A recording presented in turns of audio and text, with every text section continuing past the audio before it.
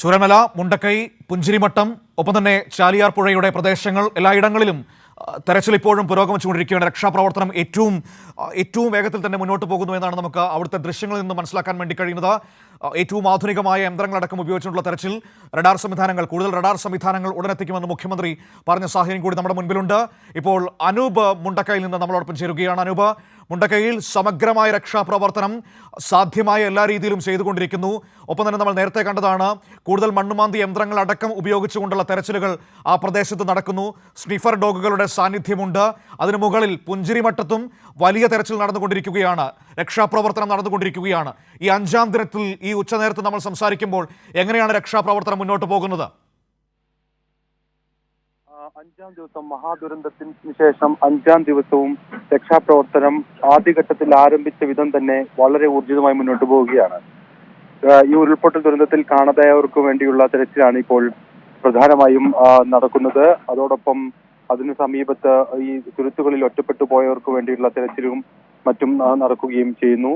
ഇന്ന് രാവിലെ 7 മണിക്ക് തുടങ്ങിയ രക്ഷാപ്രവർത്തനത്തിന് കൂടുതൽ യന്ത്ര സംവിധാനങ്ങൾ ഉൾപ്പെടെയുള്ള സന്നാഹങ്ങൾ എത്തുകയും ഒരുക്കുകയും ചെയ്തിട്ടുണ്ട്. ഇത് പ്രധാനമായും ഈ പ്രദേശം നിലനിൽക്കുന്ന വനാതിർത്തി മേഖലകൾ കേന്ദ്രീകരിച്ചുള്ള അന്വേഷണം ഇന്ന് രാവിലെ തന്നെ അത്തരം ദുർഘടമായ മേഖലകളിൽ സൈന്യം ആരംഭിച്ചു.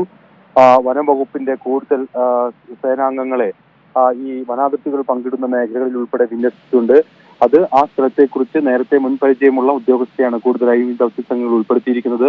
അതിനാൽ തന്നെ ഈ പ്രദേശത്തിന്റെ ഘടനയും പ്രകൃതിയും എല്ലാം മനസ്സിലാക്കിയുള്ള തെരച്ചിൽ ആ നിലയിൽ വനാതിർത്തി മേഖലകളിലും മറ്റും നടക്കുന്നു. തമിഴ്നാട് അഗ്നിരക്ഷാ വിഭാഗത്തിന്റെ 5 ഡോഗ് സ്ക്വാഡുകളെ തിരച്ചിലിന് അല്പസമയം മുൻപ് ഈ മേഖലയിലേക്ക് എത്തിച്ചു എന്നുള്ളതാണ് ഏറ്റവും പ്രധാനപ്പെട്ട ഒരു പുതിയ കാര്യം. ആ നിലയ്ക്ക് ഡോഗ് സ്ക്വാഡിന്റെയും അതോടൊപ്പം സ്നിഫർ ഡോഗുകളുടെയും സഹായത്തോടു കൂടിയുള്ള തിരച്ചിൽ നടക്കുന്നു. അത് ആദ്യഘട്ടങ്ങളിൽ വലിയ ഗുണം ചെയ്തിരുന്നു. ഈ രക്ഷാപ്രവർത്തനത്തിലും തിരച്ചിലുമെല്ലാം ഏതായാലും കൂടുതൽ ഡോഗ് സ്ക്വാഡുകൾ എത്തിയത് തിരച്ചിലിന് അല്പം തെരച്ചിലിന് ഗുണം ചെയ്യും. തെരച്ചിൽ അത് ത്വരിതപ്പെടുത്തുമെന്നുള്ളത് സംശയമില്ല. പുഞ്ചിരിമട്ടം, മുണ്ടക്കൈ, ചൂരന്മല, അതുപോലെ തന്നെ വില്ലേജ് ഓഫീസ് ഏരിയ, ഈ ചാലിയാർ പുഴയുടെ താഴ്വശം, ചൂരന്മല പുഴയുടെ താഴ്ഭാഗം എന്നിവിടങ്ങളിലാണ് കൂടുതൽ ശ്രദ്ധ കേന്ദ്രീകരിച്ചുള്ള രക്ഷാപ്രവർത്തനം തിരച്ചിൽ ഇപ്പോൾ നടക്കുന്നത്. ഹ്യൂമൻ റെസ്ക്യൂ റഡാർ ഉപയോഗിച്ചുകൊണ്ടുള്ള പരിശോധനയും ഇത്തരം മേഖലകളിൽ നടക്കുന്നു. ആദ്യം മുതൽ, അതായത് നേരത്തെ അവിടെ മുണ്ടക്കൈയിൽ ഒരു വീട് കേന്ദ്രീകരിച്ച് കുറച്ചുകൂടി തെരച്ചിൽ നടക്കുന്നുണ്ടായിരുന്നു. അവിടെ എന്തൊക്കെയോ നാട്ടുകാർ പറയുന്നുണ്ടായിരുന്നു, ആ വീട്ടിൽ കൂടുതൽ തെരച്ചിൽ നടത്തണം, അതിൻ്റെ അവശിഷ്ട പ്രദേശങ്ങളിൽ കൂടുതൽ തെരച്ചിൽ നടത്തണം എന്ന് പറഞ്ഞതിൻ്റെ അടിസ്ഥാനത്തിൽ അവിടെ കുറച്ചുകൂടി ആഴത്തിൽ രക്ഷാപ്രവർത്തകർ അങ്ങോട്ടേക്ക് ഇറങ്ങുന്നുണ്ടായിരുന്നു. എന്തായിരുന്നു അതിന്റെ തുടർച്ചയിൽ സംഭവിച്ചത്?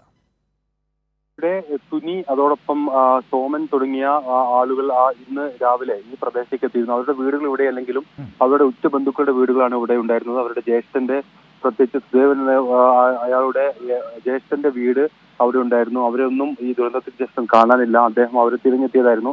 അവർ നൽകിയ വിവരം പ്രകാരമാണ് അവിടെ വീടുകൾ സ്ഥിതി ചെയ്യുന്നതായും ആ വീടുകൾക്കടിയിൽ പരിശോധന നടത്തണമെന്നും അദ്ദേഹം ആവശ്യപ്പെട്ടു. അതിന്റെ അടിസ്ഥാനത്തിൽ ഇന്നലെ മുതൽ തന്നെ അവിടെ പരിശോധന നടത്തി വരികയായിരുന്നു. ഇന്നും ആ സ്ഥലത്ത് തന്നെ കേന്ദ്രീകരിച്ചാണ് മുണ്ടക്കയിൽ പ്രധാന ഇത്തരത്തിലുള്ള തെരച്ചിൽ നടക്കുന്നത്.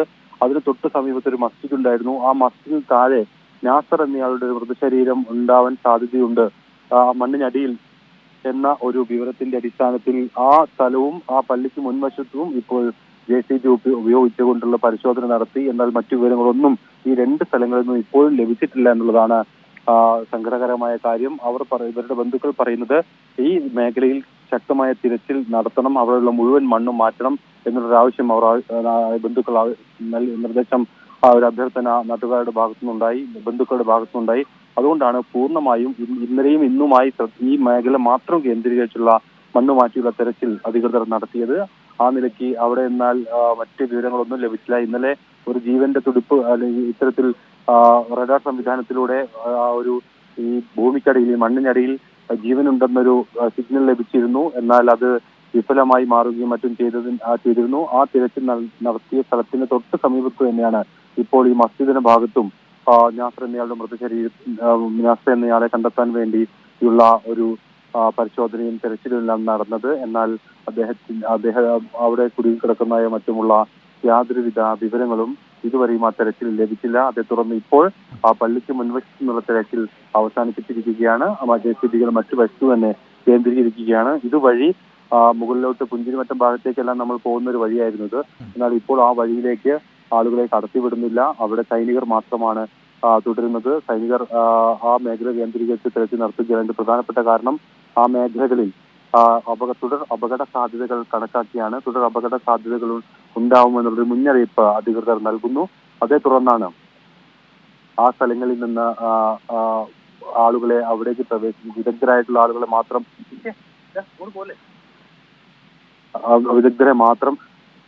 പങ്കെടുപ്പിച്ചുകൊണ്ടാണ് ഇപ്പോൾ അത്തരം മേഖലകളിൽ ദുർഘട മേഖലകളിൽ രക്ഷാപ്രവർത്തനം നടത്തുന്നത്.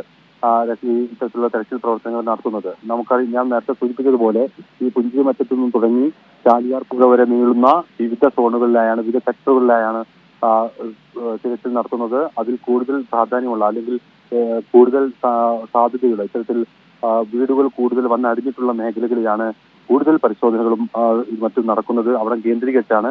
അതിനാണ് ഹ്യൂമൻ റെസ്ക്യൂ റഡാറുകൾ ഉൾപ്പെടെ ഉപയോഗിക്കുന്നത്. ഇതിനിടെ ചില രക്ഷാപ്രവർത്തകർ ചില ഇടങ്ങളിൽ കുടുങ്ങിപ്പോയതായുള്ള വിവരങ്ങളുണ്ട്. അവരെ അവിടെ നിന്ന് സുരക്ഷിത സ്ഥാനത്തേക്ക് മാറ്റാനും മറ്റുമുള്ള ശ്രമം നടക്കുകയും ചെയ്യുന്നു. തദ്ദേശീയരായിട്ടുള്ള ആളുകളാണ്. അതുകൊണ്ട് തന്നെ അത്തരത്തിലുള്ള അവർക്ക് ഈ ദുർഘട മേഖലകൾ നേരത്തെ തന്നെ അറിയുന്ന ആളുകളാണ് ഇത്തരത്തിൽ ആ സ്ഥലങ്ങൾ ലക്ഷ്യമാക്കി തെരച്ചിലിനും മറ്റും പോയത്. കനത്ത മഴ പെയ്യുന്ന ഒരു സാഹചര്യം ഇടയ്ക്കുണ്ടായിരുന്നു. അതേ തുടർന്ന് പുഴയിൽ ജലനിരപ്പ് ഉയർന്നതിനെ തുടർന്ന് അവർ ഒറ്റപ്പെടുന്ന ഒരു സാഹചര്യമെല്ലാം ഇതിനിടെ ഉണ്ടായി.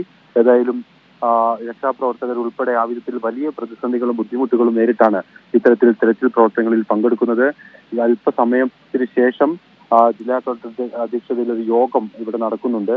ഇതിൽ എടുക്കുന്ന പ്രധാന തീരുമാനം ഈ നിലവിൽ ലഭിച്ചിട്ടുള്ള തിരിച്ചറിയാത്ത മൃതദേഹങ്ങൾ പൊതുശ്മശാനങ്ങളിൽ പൊതുശ്മശാനങ്ങളിൽ സംസ്കരിക്കാനുള്ള ഒരു തീരുമാനമുണ്ട്. ഇന്ന് 25 മൃതദേഹങ്ങൾ ഇത്തരത്തിൽ വിവിധ ഇടങ്ങളിലേക്ക് എത്തിക്കാനാണ് തീരുമാനം. മറ്റ് ആളുകളുടെ കൂടുതൽ കാര്യങ്ങൾ സംബന്ധിച്ചുള്ള തീരുമാനമെടുക്കാനാണ് ഇന്ന് ഒരു ഏകോപന യോഗം ഇന്ന് അല്പസമയത്തിന് ശേഷം ജില്ലാ കളക്ടർ വിളിച്ചേർത്ത് വിവിധ വകുപ്പ് ഉദ്യോഗസ്ഥർ ഉൾപ്പെടെ അതിൽ പങ്കെടുക്കുകയും ചെയ്യും. ഈ ദുരന്ത സ്ഥലത്തിന് തൊട്ട് സമീപത്തുള്ള ക്യാമ്പ് ഓഫീസിലാണ് ഈ യോഗം വിളിച്ചിരിക്കുന്നത്. ആ വിധത്തിൽ വലിയ ഏകോപനത്തോടുകൂടിയും മുന്നൊരുക്കങ്ങളോടും കൂടിയാണ് ഈ ശ്രമങ്ങളെല്ലാം തുടരുന്നത്. ഡ്രോൺ ഉപയോഗിച്ചുകൊണ്ടുള്ള തിരച്ചിൽ, അതോടൊപ്പം റഡാർ സംവിധാനങ്ങൾക്ക് ഉപയോഗിച്ചുകൊണ്ടുള്ള തിരച്ചിൽ വലിയ നിമിഷം ഞാൻ ഇതിലേക്ക് മടങ്ങി വരാം.